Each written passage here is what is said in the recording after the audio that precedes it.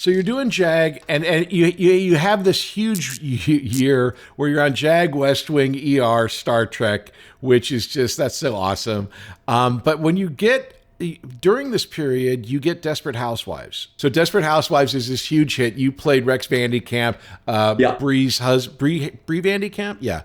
Bree's husband. So you go up for a show like Desperate Housewives. If you're a regular on a TV show, there's a huge process because if they know that you're going to be on the show for a long time, you need to have a contract. Did they sign you to a regular contract for that show? Oh, yeah. Oh, God, this is getting worse. So you're signed on to this brand new show. It turns out to be this big hit.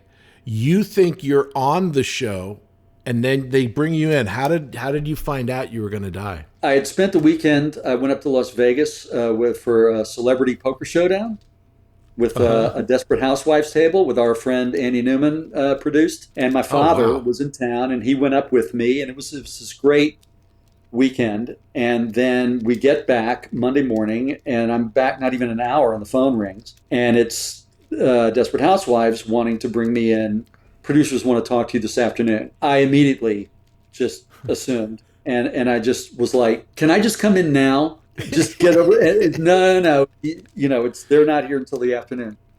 And I had been at a party, because Mark Cherry was always going on and on about how Bree was based on his mother. So we're at Eva Longoria's birthday or something. And I'm talking with Mark, and I said, Mark, you're always talking about your mom, so what happened to your dad? And he goes, oh, he died of heart disease.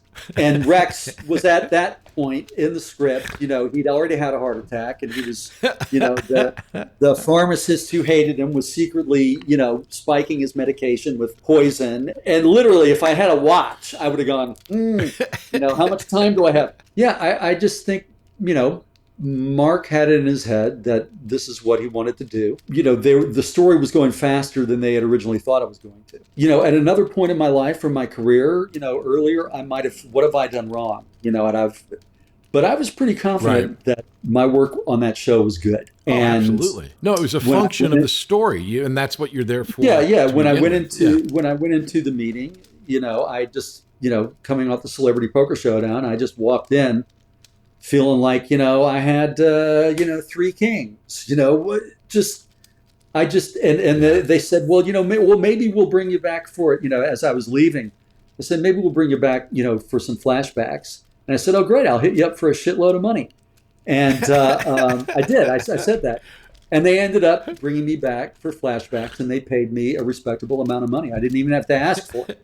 Sure. When it happened, I just felt like, okay, so I got back home, and Barbara and my dad and I had a toast in the backyard, and I said, "Here's to a fabulous year." And let's not make it small. Your death was a big deal. I mean, it was a big deal. Yeah, and if you're going to be one of those, that was a big plot point. If you're going to be one of those, why not be the first one? Because that's the one that made a big splash. I mean, the day after it aired, I was on Good Morning America in New York in the morning, and Jay Leno in California in the evening. It's the Patrick Labyorteaux Show. Patrick Labyorteaux, he's the one you gotta know.